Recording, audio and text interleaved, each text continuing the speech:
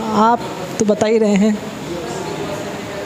प्रभु की उपस्थिति में कैसे जाए? पहले हमने क्या सीखा था?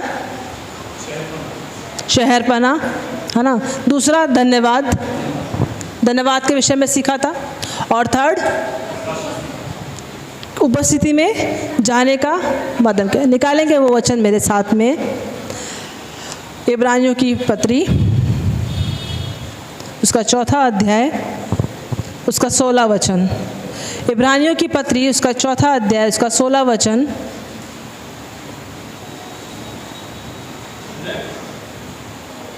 ठीक, इसलिए आओ हम अनुग्रह के सिंहासन के निकट हियाव बांधकर चले कि हम पर दया हो।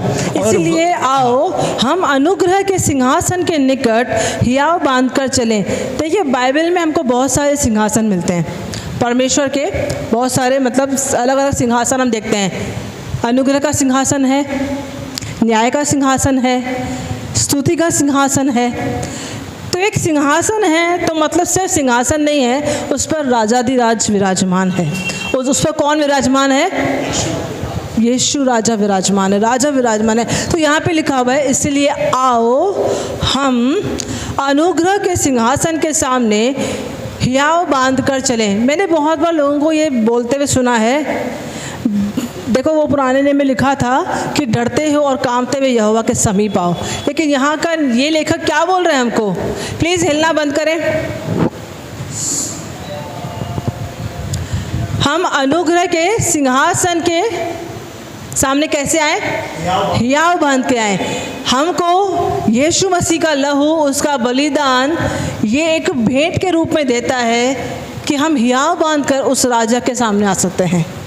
कैसे आ सकते हैं? जैसे कि स्तुति आराधना में पास्टर बंटी ने बताया, अगर यीशु बीच में ना हो तो आपकी और मेरी क्या किसी की भी औकात नहीं कि हम परमेश्वर के सामने खड़े भी रह सकें। परमेश्वर इतना भय योग्य ईश्वर है, वो पाप को देख नहीं सकता है, उसकी आंखें इतनी पवित्र है, ऐसा वचन बताता है। लेकिन यहाँ पे लेखक बोल रहा है कि उसकी उपस्थिति में, उसके सिंहासन के पास कैसे आए? हियाव बांध कर आए।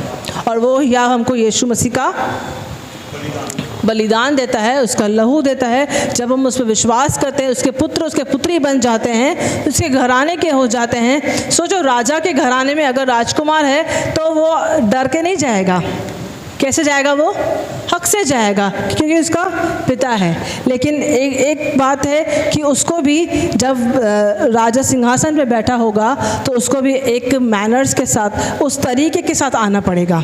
लेकिन वो जाएगा, डर के तो नहीं जाएगा। डर के तो, क्योंकि वो बेटा है। तो आप और मैं भी जब पुत्र हैं, पुत्रियां हैं यीशु के लहू के द्वारा, उस विश्वास करने के द्वारा, तो हम भी एक तरीके से जाएंगे, एक मैनर्स के साथ जाएंगे, आदर के साथ जाएंगे, लेकिन हियाव बांध के जाएंगे। कैसे जाएंगे? पापा बैठा है सिंहासन पे। कौन बैठा है? राजा है, राजाओं का राजा है। लेकिन सेम वे वो मेरा, उसी समय मेरा पापा भी है। वो मुझे वो बात पता होनी चाहिए। तो अगर हम सुनते हैं कि डर के परमेश्वर के सामने जाओ, तो आप इस बात को जान लीजिए कि उसको ये प्रकाशन नहीं है कि वो पुत्र भी है। उसको ये प्रकाशन तो है कि वो परमेश्वर की रचना है, परमेश्वर महान है, परमेश्वर पवित्र है और हम उसके दास, उसके दासियां हैं, हम उससे कनेक्टेड हैं। बट उसको ये नहीं पता है कि हम उसके पुत्र और पुत्रियां भी हैं, कि हम उसके सामने हियाव बांध के जा सकते हैं। तो मैं बात कर रही परमेश्वर की उपस्थिति की, परमेश्वर की उपस्थिति की। परमेश्वर की उपस्थिति क्या है पता है आपको? जिसके सामने हमको हियाव बांध के जाना है। क्या है परमेश्वर की उपस्थिति? परमेश्वर का होना, परमेश्वर का होना। अगर मेरे लाइफ में, अगर पास्टर बंटी घर में है तो उनकी घर पे उपस्थिति है ना। अगर घर पे नहीं है तो मतलब वो घर पे अनुपस्थित है। तो परमेश्वर का होना, और जब वो होता है ना तो परिस्थितियां सेम नहीं होती हैं। ये वो ही परमेश्वर है जो अदन की वाटिका में उससे मिलने आता था, आदम और हवा से मिलने आता था। उसी परमेश्वर ने जब देखा पाप करने के बाद आदम और हवा खुद को छुपा रहे हैं अपने तौर तरीके से, अपने एफर्ट से, तो उस परमेश्वर की उपस्थिति ने क्या किया? उनके लिए एक उपाय किया।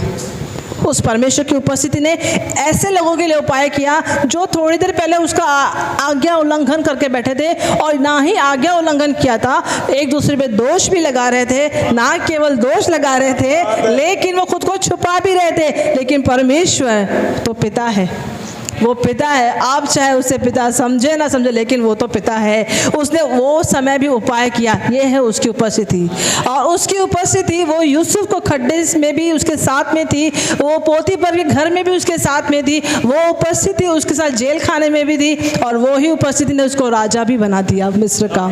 ये है उसकी उपस्थिति, ये है उसकी। इसलिए 3 हफ्तों से जोर दिया जा रहा है कि उसकी उपस्थिति में जाओ, उसकी उपस्थिति में जाओ, क्योंकि वहीं पे तुम्हारे सारे सॉल्यूशंस हैं। देखिए, फिलिपियों की पत्री में लिखा हुआ है कि मेरा भी परमेश्वर अपने महिमा के धन के अनुसार तुम्हारी हर एक घटी को। कई बार हम ये वचन पढ़ते हैं, सुनते हैं, फिर बोलते हैं हमारी घटी तो पूरी नहीं होती, हमारा तो कुछ भी नहीं होता। वहाँ पे एक शब्द है, अपने महिमा के धन के अनुसार। परमेश्वर जो है ना, उस महिमा के जोन में, उस ग्लोरी जोन में ही वो काम कर सकता है। वहाँ तक तो हमको आना होगा, वहाँ तक तो। वो धन यहाँ का नहीं है। वो धन तुमको लगेगा कि मैं मेहनत कर रहा हूँ, मैंने पढ़ाई की है, मैं जॉब करता हूँ, मैं जाता हूँ, मैं मेहनत करता हूँ, उससे तुमको धन मिलेगा। लेकिन जो महिमा के धन की बात हो रही है ना, वो ऐसा धन है जो बिना पसीने के तुमको मिलता है। इसलिए वचन लिखा हुआ है कि जो धन यहोवा देता है उसमें दुख की मिलावट, क्योंकि वो महिमा का धन है। इसलिए तुमको उस महिमा तक तो पहुँचना होगा, उसकी उस उपस्थिति तक तो पहुँचना ही होगा। उसकी उपस्थिति वो है जहाँ 5000 की भीड़ खड़ी थी और चेले घबरा गए थे, लेकिन वो ही परमेश्वर यीशु मसीह वहाँ पर उपस्थित था, और थोड़े से उसने सब कुछ को उपलब्ध करा दिया। यह है उसकी उपस्थिति। जो काना की शादी में वो गया और वहाँ पे कमी घटी देखी, तो उसने उस कमी घटी को क्या किया, सेलिब्रेशन में बदल दिया। ये है परमेश्वर की उपस्थिति। तो अब आप में से कितने लोग नहीं चाहेंगे कि उस महान परमेश्वर की उपस्थिति हमारे साथ में रहे? वही परमेश्वर, उसकी उपस्थिति सब कुछ बदल सकती है। इसलिए तो यीशु मसीह ने कहा कि तुम मुझसे अलग होकर, वो जानता था कि मैं वो परमेश्वर हूँ जिसने मोरिया पर्वत पर जब अब्राहम को अपने पुत्र की बलि देने के लिए कहा गया था, तो वहाँ मैंने ही उपाय किया था। ये वो परमेश्वर है। तो हमको उस परमेश्वर की उपस्थिति के लिए एफर्ट्स लगाने चाहिए, उसकी उपस्थिति में आने के लिए। और देखो, डरने की तो बात है नहीं। अब तो यीशु का लहू हमारे साथ है, उसका बलिदान हमारे लिए काफ़ी है। और हमको वो कहता कि याव बांधकर आओ, आओ तो सही, याव बांधकर आना तो है ना। तो एक वचन मेरे साथ में निकालेंगे, भजन संगीता उसका 22वां अध्याय, भजन संगीता उसका 22 अध्याय उसका 3रा वचन।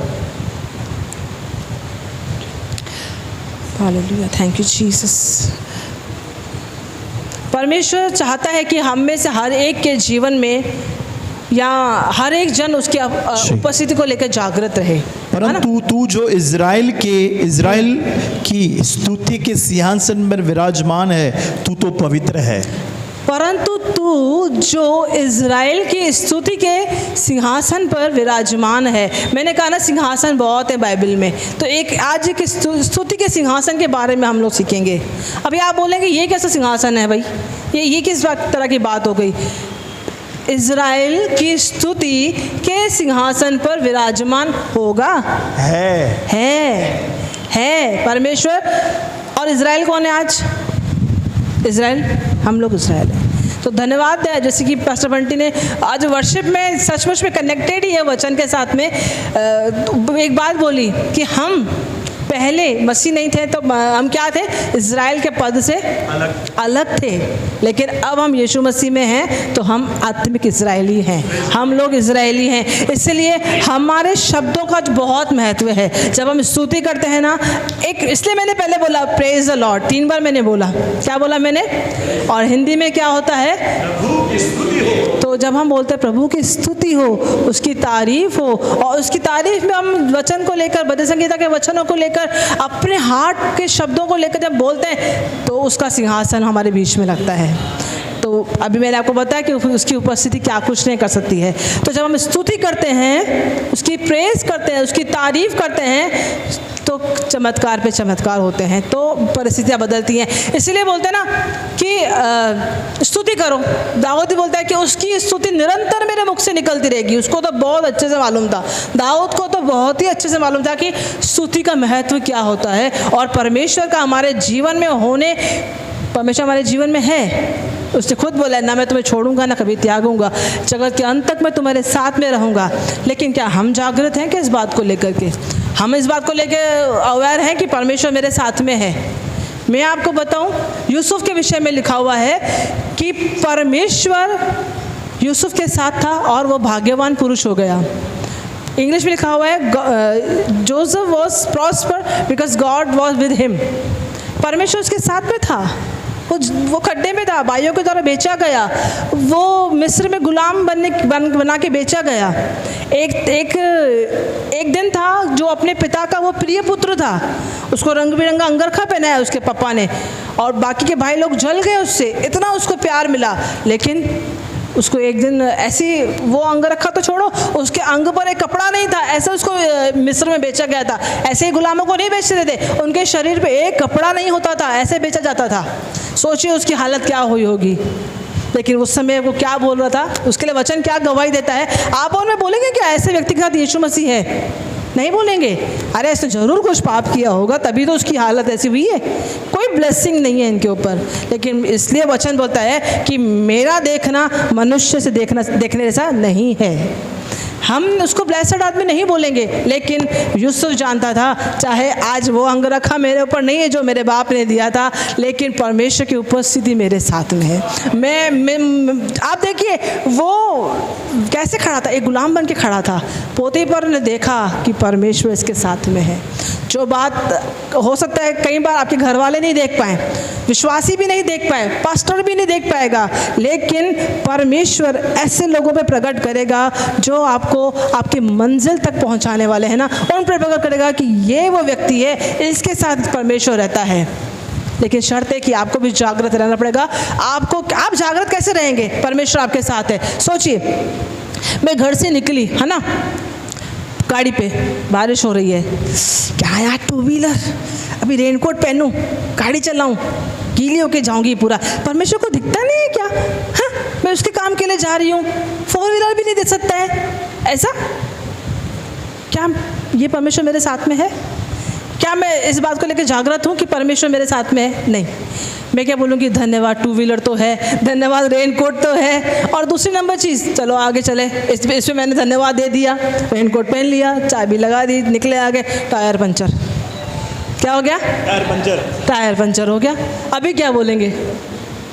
परमेश्वर को तो मेरी पड़ी ही नहीं है, सोचता ही नहीं है मेरे बारे में। हाँ, सोचता ही नहीं है। मैं चर्च जा रही हूँ ना, अभी भी ये होना ज़रूरी था क्या?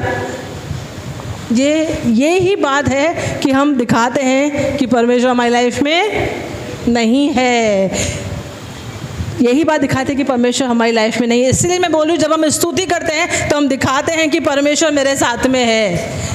यूसुफ वहाँ भी स्तुति कर रहा होगा, आई गेस, है ना। जब भी दाऊद ने बहुत सारे भजन लिखे हैं, वहाँ पे परमेश्वर की बहुत अच्छे से उसने प्रेज़ की है। अगर हम भजन संगीता पढ़ते हैं तो मज़ा आता है कि दाऊद क्या तारीफ़ करता है परमेश्वर की, क्या उसका हृदय उसको टच करता होगा, परमेश्वर के हृदय को डायरेक्टली, वो तो उसके शब्दों के द्वारा, उसकी स्तुति के द्वारा। और उसने जो लिखे हैं ना भजन, वो राजमहल में बैठ के नहीं लिखे उसने जंगलों में भटकते भटकते, शाऊल से बचते बचाते, कभी इस गुफा में, कभी उस पहाड़ पे, कभी ये खतरा, ये मुसीबत, वहाँ पे वो परमेश्वर की स्तुति करता था। वो दिखा रहा था परिस्थितियाँ कैसी भी हैं, मेरा परमेश्वर मेरे साथ में है। परिस्थितियाँ कुछ भी होने दो, यूसुफ बोलता है परिस्थितियाँ कैसी भी हैं, मुझे पता है जिसने मुझे दर्शन दिया है वो मुझे वहाँ तक पहुँचा के रहेगा, आज कैसे भी है, लेकिन परमेश्वर मेरे साथ में। जब हम इस बात पर अवेयर हैं तो हमारे मुँह से स्तुति अपने आप निकलती है। हमको कलीसिया में आकर तालियां बजा के वो जो फास्ट गाने प्रेज है, स्लो गाने वर्शिप है, वो वाला कॉन्सेप्ट नहीं है। स्तुति बोले तो हमारा दिल खुश है, हमारा दिल क्या है? खुश है। उस पर भरोसा है कि आज कैसे भी है, लेकिन परमेश्वर ने जो रखा है वो मेरे जीवन में पूरा करके ही रहेगा। ये है उसकी स्तुति, यही है जो परमेश्वर की उपस्थिति को हमारे जीवन में लेके आती है। हम क्या जाएंगे उसकी उपस्थिति में? परमेश्वर की उपस्थिति हमारे जीवन में रहती है। Praise the Lord, praise the Lord. स्तुति कितना इंपॉर्टेंट है मैं आपको बताऊं। एक वचन मेरे साथ में निकालेंगे, उत्पत्ति उसका 29वां अध्याय। ठीक है, बाइबल में ना नामों के अर्थ को लेके बहुत महत्व है। नाम का जो अर्थ है ना बहुत बहुत महत्व है। जैसे ये विवेक है हमारे बीच में, विवेक का मतलब बहुत अच्छा होता है ना। विवेक नाम का मतलब बहुत अच्छा होता है। हर एक के नाम का मतलब है, हर एक के नाम का मतलब है। कल्पना सिस्टर का मतलब है इमेजिनेशन, है ना। हम जितना अच्छा इमेजिन करेंगे उतना हमारी लाइफ में अच्छा होएगा। तो हर एक नाम का मतलब 29 का हम पढ़ेंगे। यहाँ पे बात हो रही है याकूब की संतानों की। किसकी बात हो रही है? याकूब की संतानों की बात हो रही है। तो आप पढ़िए मेरे साथ में वचन 32 पढ़िए। 32 उत्पत्ति 29 का 32। अतः लिया गर्भवती हुई, उसके एक पुत्र उत्पन्न हुआ। उसने यह कहकर इसका नाम रूबेन रखा। हाँ। यहोवा ने मेरे दुख पर दृष्टि की है, अब मेरा पति मुझसे प्रीति रखेगा। हाँ, रूबेन का अगर वहाँ पे स्टार बना हुआ है, अगर नीचे देखेंगे तो रूबेन का मतलब है देखो बेटा। तो वहाँ पे वो क्या बोल के नाम रख रही है अपने बेटे का? यहोवा ने मेरे दुख पर दृष्टि की है। नेक्स्ट, वो फिर से गर्भवती होती है। 33 फिर वह गर्भवती हुई, उसका एक पुत्र उत्पन्न हुआ। तब उसने यह कह के सुन के कि मैं अप्रिय हूँ, यहोवा ने मुझे यह भी पुत्र दिया, इसलिए अपने पुत्र का नाम शिमोन रखा। शिमोन का मतलब है सुन लेना, कि परमेश्वर ने उसकी सुन ली, है ना। आगे, फिर वह गर्भवती हुई, उसका एक पुत्र उत्पन्न हुआ। उसने कहा अब की बार तो मेरा पति मुझसे मिल जाएगा, क्योंकि उससे मेरे 3 पुत्र उत्पन्न हुए, इसलिए उसका नाम लेवी रखा। अभी लेवी का मतलब है जुटना, मतलब एकजुट हो जाना। ओके, अभी इसको 3 बेटे हुए, कुछ नाम रख लिए। रूबन रख लिया, भाई देखो बेटा हो गया। उसने वो रख लिया, शिमोन रख लिया, अभी परमेश्वर ने सुन लिया। उसने लेवी रख लिया कि जुट गए हम लोग। अभी देखो क्या होता है। फिर वह गर्भवती हुई, उसके एक और पुत्र उत्पन्न हुआ। उसने कहा अब की बार तो मैं यहोवा का धन्यवाद करूंगी, इसलिए उसने उसका नाम यहूदा रखा। अब की बार तो मैं यहोवा का धन्यवाद करूंगी। तो बहन जी पहले ही कर लेती, 3 बेटे भी तो दिए थे पहले। हाँ, अब के मैं यहोवा का धन्यवाद दे दूंगी। और उसने क्या नाम रखा उसका? यहूदा। यहूदा नाम रखा। यहूदा नाम को ग्रीक में बोलते हैं प्रेज। अगर हम उसका ग्रीक में मीनिंग देखेंगे ना तो उसका मीनिंग क्या है?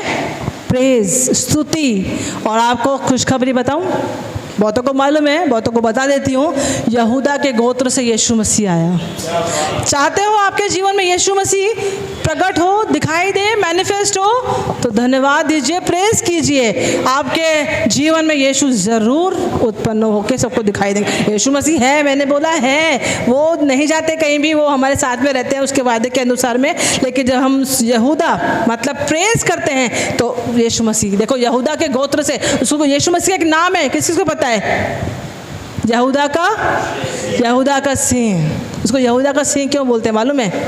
सिंह क्या है? सिंह क्या है भाई? जंगल का राजा है वो। उसको सिंहासन चाहिए, वो प्रेज उसका सिंहासन है, वो स्तुति उसका सिंहासन है, और वो वहीं पे ही विराजमान होता है। इसलिए मैं बता रही हूँ, जब हम स्तुति करते हैं तो उसका तख्त हमारे बीच में लगता है, उसकी उपस्थिति का सिंहासन हमारे। ये एक सीक्रेट है जो बहुत से बड़े बड़े मैन ऑफ गॉड जानते हैं, जो परमेश्वर के बहुत से बच्चे जानते हैं। इसलिए अपना मुँह ना बहुत संभाल के खोलते हैं, बहुत ही संभाल के खोलते हैं कि मेरे मुँह से भैया कुड़कुड़ाना तो बिल्कुल भी नहीं निकलना चाहिए। बहुत बार बताइए ये बात, एक बार फिर बता देती हूँ। पास्टर जोएल ऑस्टिन बोलते हैं, कुड़कुड़ाने वाला रहे वहीं का वहीं, स्तुति करने वाला पहुँचे कहीं का कहीं। अगर आपको कहीं का कहीं पहुँचना है तो अपना मुंह किसके लिए खोलना है? नहीं खोल रहा है स्तुति के लिए, कम से कम कुड़कुड़ाने के लिए मत खोलो, है ना। दुष्ट आत्मा को तो मत वेलकम करो कम से कम, लेकिन स्तुति के लिए खोलना है। ओके, तो आइए हम एक और वचन को, अच्छा स्तुति है ना, एक और जन को बहुत अच्छी लगती है। स्तुति क्या है? स्तुति क्या है? तारीफ, मेरी बड़ाई, मेरी प्रशंसा, है ना। परमेश्वर को बड़ाई इसलिए नहीं पसंद है कि उसको बड़ा बनने का शौक़ है। देखिए एक परमेश्वर के दास है, नाम याद नहीं आ रहा मुझे, तो वो बोल रहे हैं कि अगर मैंने परमेश्वर को महान नहीं बोला तो क्या हो जाएगा, अगर मैंने नहीं बोला परमेश्वर भला है तो क्या हो जाएगा, उसकी स्तुति इतनी ज़रूरी क्यों है भाई, उसको क्या है इतना अपने आप को तारीफ सुनने का है। तो परमेश्वर का दास उसको समझाता है, अगर तू परमेश्वर को महान नहीं बोलेगा तो वो महान ही है, अगर तू उसको बड़ा नहीं बोलेगा तो वो बड़ा ही है, अगर तू उसको नहीं बोलेगा कि तू मेरा चरवाहा है तो वो चरवाहा है ही। वो कितनी सारी चीज़ें बिना मांगे हमको देता है, पानी, हवा, कितने सारे, धूप, बारिश, मस्त बारिश हो रही है आजकल, है ना, तो वो बिना मांगे भी देता है, वो चरवाहा तो है ही। तो बोले तो मेरा करना क्यों इम्पोर्टेंट है भाई, मैं क्यों करूँ फिर, मुझे क्यों करना है, वो तो है जो है। बोले जब तू बोलता है ना कि परमेश्वर महान है तो वो तेरे जीवन में महान बनता है। जब तू बोलता है ना कि परमेश्वर भला है तो वो तेरे जीवन में भला होता है। जब तू बोलता है ना कि यहोवा मेरा चरवाहा है तो वो तेरा चरवाहा बन जाता है और तेरा एक संबंध बनता है। दुष्ट आत्मा भागती है जब तेरा मुँह स्तुति के लिए खुलता है ना, ठहर नहीं सकती हैं वहाँ पे दुष्ट आत्मा। लेकिन मैंने जैसे बताया कि एक और जन है जिसको तारीफ अच्छी लगती है, शैतान को, और वो बताऊँ स्तुति करने वालों से बहुत जलता है। इतना दुख तकलीफ दिया फिर भी स्तुति किए जा रही है, और मैं इसके साथ क्या करूं, और मैं इसके साथ, क्योंकि उसको बस परमेश्वर को कुड़कुड़ा, परमेश्वर को भला बुरा बोल, उसको खुशी होती है, उसको यही तो चाहिए था, परमेश्वर से ऊपर का सिंहासन चाहिए था उसको। लेकिन हट, हम स्तुति का सिंहासन लगाएंगे, हम परमेश्वर की स्तुति का सिंहासन लगाएंगे तो उसका जो सिंहासन है जो हमारे घरों में, हमारे बिजनेस पे, हमारी हेल्थ पे, हमारे जॉब पे वो बना के बैठा है, वो अपने आप उसका तख्त गिरेगा जब हम परमेश्वर की स्तुति का सिंहासन लगाएंगे। क्या विश्वास करते हैं इस बात पे? आमीन। और पता है वो ऐसे लोगों को बहुत पसंद करता है जो खुद की तारीफ सुनना चाहते हैं, खुद की तारीफ सुनना चाहते हैं। इसलिए यीशु मसीह ने बोला कि जो तू करता है ना वो गुप्त में कर, ताकि तेरा जो पिता है ना जो गुप्त में देखता है तुझे प्रतिफल देगा। वो तुझे क्या देगा? देखिए हम क्यों करते हैं, हम जॉब क्यों करते हैं? आप में से कितने लोग जॉब करते हैं? हम जॉब क्यों करते हैं? सिर्फ तारीफ पाने के लिए। अरे काम किया, सुबह 8 से लेकर रात को 10 तक काम किया, शाम को बॉस ने बोल दिया क्या काम किया आपने, क्या काम किया, बस हो गया, पहली तारीख आ गई, पगार दो। तुम्हारे तारीफ के शब्द से कुछ नहीं होने वाला। हमको तारीफ नहीं तो करे चलेगा, है ना, तारीफ नहीं भी करोगे चलेगा, लेकिन पगार तो चाहिए। प्रतिफल, पगार क्या है? हमारा प्रतिफल है भाई, काम किया हमको पैसा मिलेगा, तारीफ मत करो चलेगा। तो ये परमेश्वर ने बोला कि जो तू करता है ना वो छुपके से कर, तुझे तभी प्रतिफल मिलेगा। अगर तूने 100 काम किया कलीसिया का और तू लगा अपनी बताने कि मैंने ये किया, मैंने वो किया, मैंने ये किया, लोगों ने कहा अरे वाह आपने क्या काम किया, पगार नहीं मिलेगी, तारीफ मिल गई, खुश रहो, चलेगा आप लोग को? चलेगा? स्वर्ग में मुकुट नहीं मिलेगा, सबको मिल रहा है, अरे सागर आया मुकुट ले गया, अच्छा चुप चुप के ये सब करता था और मैं रह गई, मैं सबको बताने में रह गई, मैं सबको दिखाने में रह गई और मेरा मुकुट गया। और ये जो चुप चुप के ललिता सिस्टर चुप के प्रार्थना करती थी, अच्छा मेरे लिए वो प्रार्थना करती थी इसलिए मैं इस्तेमाल हो रही थी, मुकुट उसको मिल गया। इसलिए यीशु मसीह ने कहा प्रार्थना, धर्म के काम और तेरा दान गुप्त में हो, क्योंकि मैं तेरा परमेश्वर जो गुप्त में हूँ देखता हूँ, तुझे प्रतिफल दूंगा। क्या चाहिए आपको? प्रतिफल ही चाहिए ना, देगा परमेश्वर। और यीशु मसीह ऐसा नहीं है कि आपको महिमा नहीं देगा, वो कहता है जो मेरे पीछे आता है पिता उसको महिमा भी देता है, पिता उसका आदर भी करता है। तो आदर के पीछे नहीं भागना है। इसलिए एक वचन निकालेंगे, नीति वचन, उसका 27वां अध्याय,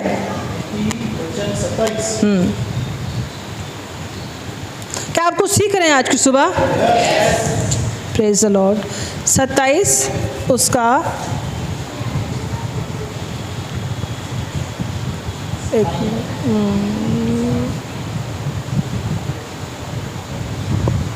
ठीक, 27 का 2, तेरी प्रशंसा और लोग करे तो करे, परंतु तू आप न करना, तू आप न दूसरे करना, तुझे सराय तो सराय, परंतु तू अपनी सराहना न करना। हमको बहुत अच्छा लगता है यार, मैंने ये काम किया, बस पता होना चाहिए, किसी तरह पास्टर को पता पड़ जाना चाहिए कि मैंने ये काम किया है। हमको बहुत अंदर होता है एक्साइटमेंट कि बस कुछ कैसे पता तो पड़े।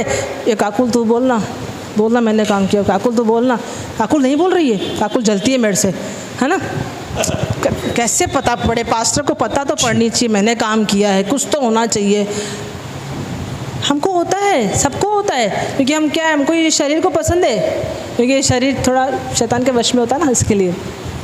तेरी प्रशंसा और लोग करें तो करें, हमको वेट करना है। परमेश्वर तू मेरी महिमा और मेरे मस्तक का ऊंचा करने वाला है। परमेश्वर तू मेरी महिमा और मेरे मस्तक का ऊंचा करना, जहाँ मैं नीचे गिरा हूँ तू मेरे नाम धराई के बदले दूना आदर देने वाला परमेश्वर है। Amen. ये भी परमेश्वर पर भरोसा रखना है। अपनी तारीफ के लिए वेट कीजिए। मैं तो बताऊँ, तारीफ के पीछे भागो ही मत। बहुत मज़ा है उसके अंदर, बहुत आनंद है उसके अंदर। मैं, मेरा हस्बैंड है इसके लिए नहीं बोल रही, लेकिन पास्टर बंटी को मैं अच्छे से जानती हूँ। पिछले 14 साल से मैं इनके साथ में हूँ। कभी किसी के सामने तारीफ के लिए नहीं किया कुछ, ना ही गए। उल्टा कोई दो शब्द सुना भी देगा ना, उसका भी बुरा नहीं लगता है। मैं कह रही हूँ ये क्या है? परमेश्वर है, ये परमेश्वर का नेचर है, ये परमेश्वर का। आप और मैं दिन भर में परमेश्वर की कितनी बेइज्जती करते हैं बताओ? करते हैं। उसकी बात नहीं मान के पवित्र आत्मा बोलता है अंदर से बाइबल उठा, इंस्टाग्राम थोड़ा स्क्रॉल डाउन कर लूँ, बस एक रील लास्ट देखूँ परमेश्वर, फिर तो बाइबल तो पढ़ी ना, बाइबल कहाँ जा रही है? बाइबल तो है ना। लेकिन हम ऐसा करके ना परमेश्वर को हर्ट करते हैं, लेकिन फिर भी परमेश्वर हमको प्यार करता है। परमेश्वर धीरजवंत है। तो ऐसे ही मैं इनके अंदर परमेश्वर का नेचर को देखती हूँ। कितना ही लोग दिल दुखा दें, इवन मैंने कितनी बार दुखाया है, I am confessing right now, लेकिन इनका प्यार कभी नहीं बदलता, कभी भी चेंज नहीं होता है, वैसे ही एज इट इज़।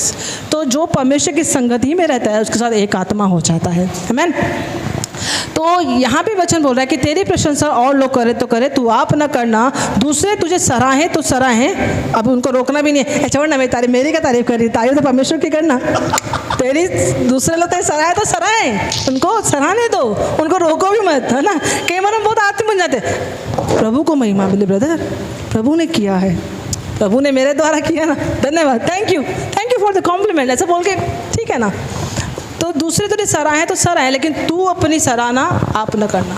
बाइबल मैं बताऊँ आपको, एक परमेश्वर के दास ने एक बहुत अच्छी बात बोली, मैंने लिख रखी है, whatever written in the Bible is God's principle, not just ideas. जो भी बाइबल में लिखा हुआ है ना, वो परमेश्वर के सिद्धांत हैं। वो ये खाली एक आइडिया आया किसी को लिख दिया, वो सब नहीं है। अगर परमेश्वर बोल रहा है कि तू अपनी तारीफ नहीं करना, तो कुछ तो उसके पीछे रीज़न होगा। तेरे अंदर घमंड आ जाएगा, तू तेरे को आगे का मार्गदर्शन नहीं मिलेगा, तू सोचेगा अरे अब तो मेरे को सब पता है, अब तो मेरे को सब कुछ मालूम है, अब तो मैं ये सब कर सकता हूँ। ऐसा मेरे भरोसे तो बैठे हैं, अगर मैं नहीं करूँगी तो कोई नहीं, ऐसे भी सोचा सकती है। इसलिए बाइबल का वचन बोलता है कि तेरी प्रशंसा और लोग करे तो करे, लेकिन तू अपनी प्रशंसा आप न करना, तो मतलब ना करना, है ना। एक वचन को निकालेंगे मेरे साथ में। हम किसके बारे में सीख रहे हैं? हाँ, स्तुति के सिंहासन के बारे में। ओके, एक स्त्री है बेचारी, बहुत भोली भाली सी है, यूहन्ना के 4 अध्याय में हमको मिलेगी। यूहन्ना उसका 4 अध्याय में, किसी को पता है कौन है वो स्त्री? सामरी स्त्री, 4 अध्याय में, है ना। यीशु मसीह उससे बात करने आते हैं। सबको वो स्टोरी मालूम है, आई गेस, है ना, सबको मालूम है। वहाँ पे वो यीशु मसीह को बातें कर रही होती है। यीशु मसीह कुएं पे आके उससे मिलते हैं, मुझे पानी पिला। वो बोलती मैं तू यहूदी हो के मुझसे क्यों मांग रहा है? ठीक है, तो हम इसका एक वचन पढ़ेंगे, पूरी स्टोरी में ना जा करके हम एक वचन को पढ़ेंगे। 19 पढ़िए। 19 से। स्त्री ने उससे कहा, हे प्रभु, मुझे लगता है कि तू भविष्यवक्ता है। हाँ। हमारे बाप दादों ने इसी पहाड़ पर आराधना की, तुम कहते हो कि वह जगह जहाँ आराधना करनी चाहिए यरूशलेम में है। यीशु ने उससे कहा, हे नारी, मेरी बात का विश्वास कर कि वह समय आता है कि तुम न तो इस पहाड़ पर पिता की आराधना करोगे, न ही यरूशलेम में। तुम जिसे नहीं जानते उसकी आराधना करते हो, और हम जिसे जानते हैं उसकी आराधना करते हैं, क्योंकि उद्धार यहूदियों में से है। देखो यहाँ पे वो स्त्री क्या बोल रही है, स्त्री क्या, वहाँ पे स्त्री क्या बोल रही है कि वो जगह जहाँ पे आराधना करनी चाहिए, जहाँ पे स्तुति करनी चाहिए, वो यरूशलेम में है, यहाँ पे नहीं है, है ना। वो आप लोग कहते हो, लेकिन हमारे बाप दादा ने इस पहाड़ पे करी। वो एक परिस्थिति बता रही है, एक स्थान बता रही है कि आराधना सो एंड सो प्लेस पे होनी चाहिए, आराधना इस परिस्थिति में होनी चाहिए, स्तुति इस परिस्थिति में होनी चाहिए। वो ये बताने की कोशिश कर रही है। तो यीशु मसीह का जवाब देते उसको हे नारी, मेरी बात का विश्वास कर कि वो समय आता है कि ना तो तुम इस पहाड़ पर पिता की आराधना करोगे, न यरूशलेम में। तुम जिसे नहीं जानते उसकी आराधना करते हो, हम जिसे जानते हैं उसकी आराधना करते हैं, क्योंकि उद्धार तो यहूदियों में से है। परंतु वो समय आता है, वरन अब भी है जिसमें सच्चे भक्त पिता की आराधना आत्मा और सच्चाई से करेंगे, क्योंकि पिता अपने लिए ऐसे ही आराधकों को ढूंढता है। यहाँ पे वो बता रहा है, यीशु मसीह इसको बताने की कोशिश कर रहे हैं कि कोई परिस्थिति, कोई धर्म, कोई जाति, कोई व्यक्ति, ना अमीरी, ना गरीबी, ना कोई भरपूरी, ना खालीपन, कोई भी परमेश्वर की स्तुति को प्रभावित नहीं कर सकता है। तुम जैसे भी हो, जहाँ भी हो, उसकी स्तुति कर सकते हो और अपनी परिस्थितियाँ बदल सकते हो, अपनी परिस्थितियों पर विजय प्राप्त कर सकते हो। यरूशलेम में जाने की ज़रूरत नहीं, पहाड़ पे जाने की ज़रूरत नहीं, यहूदी होने की भी ज़रूरत नहीं, अच्छा बनने की ज़रूरत नहीं, बुरा बनने की ज़रूरत नहीं, अमीर होने की ज़रूरत नहीं, गरीब, कई लोग बोलते हैं गरीब होंगे ना प्रभु में ज़्यादा मन लगेगा। अबे क्यों लगेगा? तुम्हारा मन सारा दिन लगा रहेगा, अरे मेरे पास ये नहीं, मेरे पास वो नहीं, मेरे बच्चे का फीस, मेरे बच्चे का वो। लेकिन जब परमेश्वर हमारा भरपूरी का परमेश्वर है, परमेश्वर कैसा परमेश्वर है? भरपूरी का परमेश्वर है। इसलिए कोई परिस्थिति हमको परमेश्वर की स्तुति करने से नहीं रोक सकती। यहाँ पे यीशु मसीह इसको यही बताना चाह रहे थे। और जब हम जानते हैं कि मेरा पिता वो सिंहासन पे बैठा है, तो हम उसकी स्तुति क्यों ना करेंगे? आदि अपने पापा की तारीफ क्यों नहीं करेगा? पापा है, पापा सब कुछ पूरा कर रहा है और पापा सब कुछ ला के देता है, तो उसकी तारीफ करेगा। और जब भी पापा से कुछ निकालना हो तो बच्चों को अच्छे से पता है कि क्या करना है ना? पापा आप आज बहुत अच्छे लग रहे हो, पापा आपने कल कितना अच्छा प्रचार किया था, सीधा बोल क्या चाहिए, है ना? सीधा बोल क्या चाहिए, पापा भी इम्प्रेस फटाक से निकाल के देते हैं। तो वो भी हमारा डैडी गॉड है। ओके, एक और परिस्थिति में हम लोग जाएंगे और मैं आपको बताऊंगी कि अच्छा स्तुति का अपोजिट क्या हो गया? स्तुति का उल्टा कुड़कुड़ाना, बुड़बुड़ाना, है ना? कुड़कुड़ाना, बुड़बुड़ाना। कैसे किचन में लोग रहता है सारा काम मैं ही करूं, मुझे करना पड़ता है सब कुछ, इतनी गर्मी है, इतनी परेशानी है, एक दिन उपवास भी नहीं रह सकते, रोज ही खाना बनाना पड़ता है ना? कभी तो उपवास करो, इतना परमेश्वर का वचन बोलता है उपवास करो, 40 दिन के उपवास चले जाओ। कई बार ऐसा होता है ना? ये हम कुड़कुड़ाते रहते हैं, बुड़बुड़ाते रहते हैं, क्या करें, गर्मी ही इतनी लगती है, किचन में एसी भी नहीं होता है। हाँ, खुद तो एसी में बैठे हैं रूम में और मैं किचन में खड़ी रहूँ, ऐसे भी बोलते हैं कई बार, है ना? तो निकालेंगे प्रेरितों के काम उसका 16वां अध्याय, प्रेरितों के काम उसका 16वां अध्याय, उसका 16 वचन से हम पढ़ेंगे। यहाँ पे 2 व्यक्ति हैं, किसी को पता है कौन कौन है? पौलुस और सीलास। हाँ, पढ़ेंगे। आधी रात के लगभग प्रेरितों के काम 16 अध्याय उसका 25 वचन से, 16 वचन से पढ़ेंगे हम। 16 का 16, हाँ 16 का 16 से पढ़ेंगे। जब हम प्रार्थना करने की जगह जा रहे थे तो हमें एक दासी मिली जिसमें भावी कहलाने वाली आत्मा थी। भावी कहने से अपने स्वामियों के लिए बहुत धन कमा लेती थी। वह पौलुस और हमारे पीछे आकर चिल्लाने लगी, ये मनुष्य परम प्रधान परमेश्वर के दास है जो हमें उद्धार के मार्ग की कथा सुनाते हैं। मुझे तो कोई ऐसा बोल देना, मैं तो खुश हो जाऊं। ये मनुष्य परम प्रधान परमेश्वर के दास हैं, the great man of God, परमेश्वर के महान दास जो हमें उद्धार के मार्ग की कथा सुनाते हैं। ऐसा वो स्त्री पौलुस के पीछे, थोड़ा जोर से पढ़ेंगे ना, पौलुस के पीछे बोलती आ रही थी कि हमको उद्धार का मार्ग सुनाते हैं। तो पौलुस को तो क्या हो जाना चाहिए? पफड़ा होना चाहिए, खुश हो जाना चाहिए। देगा मेरी गवाही, देख रहा सिलास, मेरी गवाही पढ़ेंगे। वह बहुत दिन तक ऐसा ही करती रही, परंतु पौलुस दुखी हुआ। पौलुस दुखी हुआ। ये क्या पौलुस है भाई दुखी हो रहा है? पौलुस का परख का आत्मा था। हमको परखना है कि कोई व्यक्ति मेरी तारीफ कर रहा है तो उसके पीछे उसका इंटेंशन क्या है, उसके पीछे उसका मकसद क्या है। क्या वो मुझे ऐसे ही चने के झाड़ पर चढ़ा रहा है, फिर हिला के गिरा भी देगा, कि क्या है उसका इंटेंशन? कि उसके पीछे शैतान तो नहीं है कि मैं घमंड में आके कुछ और कर बैठूं, मैं कुछ गलत फैसला ले लूं। बहुत सारी बातें हो सकती हैं, हमको परखना है। वो बहुत दिन तक ऐसा ही करती रही, परंतु पौलुस दुखी हुआ और मुड़कर उस आत्मा से कहा, मैं तुझे यीशु मसीह के नाम से आज्ञा देता हूँ, उसमें से निकल जा। और वह उसी घड़ी निकल गई। उसी घड़ी निकल गई, है ना? तो आगे बढ़ेंगे, फिर क्या होता है?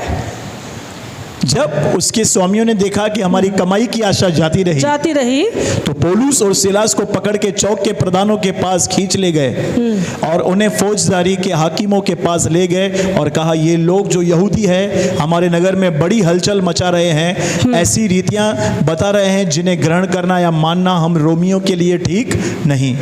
तब भीड़ के लोग उनके विरुद्ध में इकट्ठे होकर चढ़ आए। हाकिमों ने उनके कपड़े फाड़कर उतार डाले और भेंते मारने की आज्ञा दी।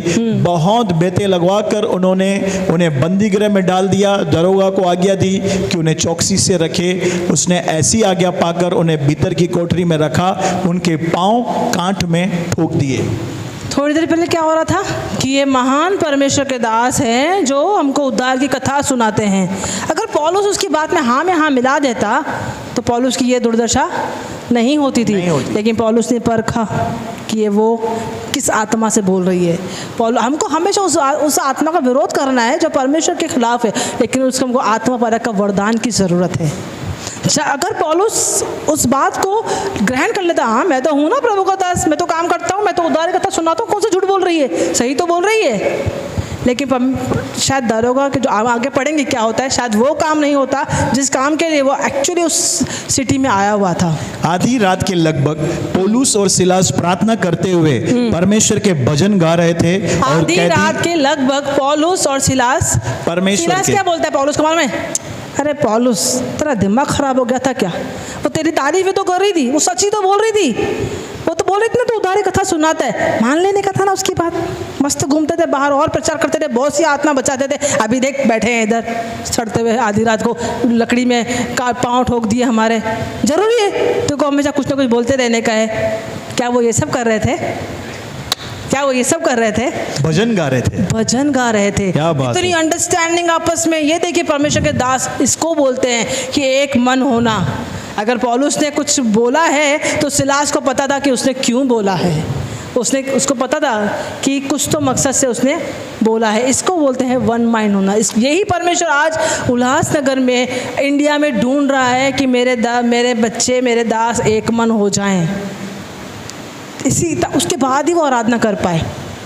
वो उसने ऐसे नहीं बोला यार तेरे को ज़्यादा बोलना ज़रूरी है तेरे को, नहीं, दे रेस्पेक्ट ईच अदर। वो एक दूसरे का रेस्पेक्ट करते थे। अगर परमेश्वर का दास कोई काम कर रहा है एक जन, तो दूसरे परमेश्वर का दास सोचना चाहिए कि ये क्यों कर रहा है, ये परमेश्वर के राज्य की बढ़ोतरी के लिए कर रहा है ना, तो उसके साथ वन माइंड होना है। तो आगे देखें क्या होता है। भजन गा रहे थे और कैदी उनकी सुन रहे थे। इतने में एकाएक बड़ा भूकंप आया, यहाँ तक कि बंदी गृह की नींव हिल गई। तुरंत सब द्वार खुल गए, सबके बंधन खुल पड़े। दरोगा जाग उठा, बंदी गृह के द्वार खुले देखकर समझा कि कैदी भाग गए हैं। यहाँ पे पौलुस और सिलास बंदी गृह में है, ना कुड़कुड़ा रहे हैं ना सो रहे हैं, परमेश्वर की स्तुति कर रहे हैं। तो जो कैदी सुन रहे थे ना, वहाँ पे भूकंप आया, पौलुस और सिलास के भी बंधन खुलते हैं, उन कैदियों के भी खुलते हैं। एक परमेश्वर का और दास है पतरस, वो भी बंदी गृह में था, प्रेरितों के काम में हम पाते हैं बंदी गृह में था, और वो सो रहा था। तो सिर्फ पतरस के बंधन खुलते हैं। जब हम विश्राम में रहते हैं ना, इट्स गुड, मतलब विश्राम में रहना अच्छा है। पतरस पता था कि अगर मुझे पता पड़ेगा अगले दिन मुझे मार दिया जाएगा, एक दिन पहले याकूब को मारा है, अगले दिन मेरा सर कलम है, तो मुझे तो नींद नहीं आने वाली है। ऑनेस्टली मैं तो पता नहीं परमेश्वर तेरे काम करने के चक्कर में सब हो गया, कल मर जाऊँगा, हम ऐसा सोचेंगे, है ना। लेकिन पतरस वहाँ पे विश्राम में था, तो सिर्फ पतरस के बंधन टूटे और वो स्वर्गदूत आया, उसको बाहर निकाल के रख दिया। लेकिन यहाँ पे ये दो जन है ना, ये स्तुति कर रहे हैं, ये परमेश्वर के भजन गा रहे हैं, तो ना केवल खुद के बंधन टूटे, कैदियों के भी टूटे और दरोगा के परिवार का उद्धार भी हुआ। ये है स्तुति की सामर्थ्य। अब आप समझ रहे हैं स्तुति की सामर्थ्य को, समझ रहे हैं। हमने देखा धन्यवाद करने के द्वारा हम परमेश्वर की उपस्थिति में जाते हैं, हमने देखा विश्राम में रहने के द्वारा हम परमेश्वर की उपस्थिति में जाते हैं, हमने देखा कि उसके अनुग्रह के द्वारा, उसके लहू के द्वारा हम उसकी उपस्थिति में जाते हैं। लेकिन हम जब उसकी स्तुति के माध्यम से उसकी उपस्थिति में जाते हैं, तो सिर्फ हमारे बेनिफिट के लिए नहीं, हमारे सराउंडिंग के बेनिफिट के लिए ये सब होता है। Praise the Lord. Hallelujah, praise the Lord. क्या अब हम परमेश्वर की स्तुति करने के लिए अपने मन को तैयार कर सकते हैं कि हम परमेश्वर हमारे, इसलिए दाऊद भी बोलता है कि निरंतर तेरी स्तुति मेरे मुख से निकलती रहेगी। वो परमेश्वर को बता रहे हैं, यहोवा निरंतर मेरे मुख से तेरी स्तुति निकलती रहेगी, क्योंकि मैं जानता हूँ तेरी स्तुति के फ़ायदे क्या हैं। मैं जानता हूँ कि तेरे स्तुति के फ़ायदे क्या हैं। आज की सुबह आप सब लोग भी जान गए हैं कि उसकी स्तुति करने के फ़ायदे जान गए। क्यों और बताऊं, बहुत सारे वचन है अभी भी, है ना। एक वचन निकालेंगे मेरे साथ में, प्रकाशित वाक्य है। देखिए, जितने भी परमेश्वर के दास हैं उन्होंने सिर्फ परमेश्वर की बड़ाई की है, क्योंकि वो बड़ाई के योग्य भी है। आमीन। या 7:9 से हम पढ़ेंगे। इसके बाद मैंने दृष्टि की और देखो, हर एक जाति और कुल और लोग और भाषा में से एक ऐसी बड़ी भीड़ जिसे कोई गिन नहीं सकता था, श्वेत वस्त्र पहने, अपने हाथों में खजूर की डालियां लिए हुए सिंहासन के सामने और मेमने के सामने खड़ी है। बड़े शब्द से पुकार कर कहती है, उद्धार के लिए हमारे परमेश्वर का जो सिंहासन पर बैठा है और मेमने का जय जयकार हो। आगे आगे। और सारे स्वर्गदूत उस सिंहासन और प्राचीनों 4 प्राणियों के चारों ओर खड़े हैं। फिर वे सिंहासन के सामने मुंह के बल गिर पड़े, परमेश्वर को दंडवत करके कहा, आमीन। हमारे परमेश्वर की स्तुति, महिमा, ज्ञान और धन्यवाद और आदर और सामर्थ और शक्ति युगां युग बनी रहे। आमीन, आमीन। ये है हमारे परमेश्वर की स्तुति, ये है हमारे परमेश्वर की बड़ाई, इसी के वो योग्य है।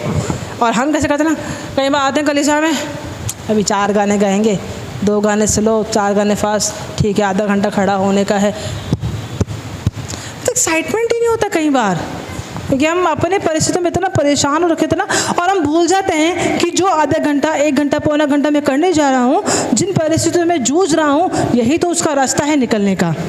आज सुबह मैं और पंकज भाई बात कर रहे थे, तो हमको एक जोक आ गया। स्वर्गदूत बोलते होंगे, आराधना ऐसी करो कि तू रहने दे भाई, मैं खुद कर लूँगा। स्वर्गदूत क्या बोलेंगे, तू रहने दे भाई, हम खुद कर लेंगे। नहीं, परमेश्वर हमारी आराधना चाहता है। स्वर्गदूत तो कर ही रहे हैं 24 घंटा। अगर हम आराधना स्तुति करते हैं तो हमको ज्वाइन करते हैं। आपको पता है, जब हम यहाँ पे स्तुति आराधना करते हैं तो एंजल्स का, चाहे हमको दिखे चाहे ना दिखे, लेकिन एंजल्स आते हैं, उसको मज़ा आता है, वो मूव होते हैं हमारे बीच में कि अरे वाह, हमारे परमेश्वर की आराधना जो स्वर्ग में होती है वैसी ही पृथ्वी पर भी हो रही है। वैसे ही कहाँ भी हो रही है, पृथ्वी पर भी हो रही है। और स्वर्गदूत हमारे बीच में होते हैं। तो मैं आपको बताऊं, कुछ तो हमारे बीच में होता है, कुछ तो अलग, कुछ तो नया, कुछ तो सामर्थ्य हमारे बीच में होता है। यह है जब हम हृदय से उसकी स्तुति करते हैं। इसलिए पास्टर बंटी बाबा बोलते हैं, दिल से गाओ, समझ के गाओ, तुम्हारा पप्पा है, तुम्हारे साथ है, तुम्हारे लिए यीशु ने सब कुछ पूरा कर दिया है, ये सोच के गाओ। तो जब हम ये सोच के गाते हैं, ये स्तुति होती है ना, तभी हमारी परिस्थितियाँ बदलना स्टार्ट होती हैं। आमीन। बदलती ही हैं, बदलती ही हैं। ओके, तो आइए हम कुछ देर के लिए खड़े हो जाएंगे। हम उस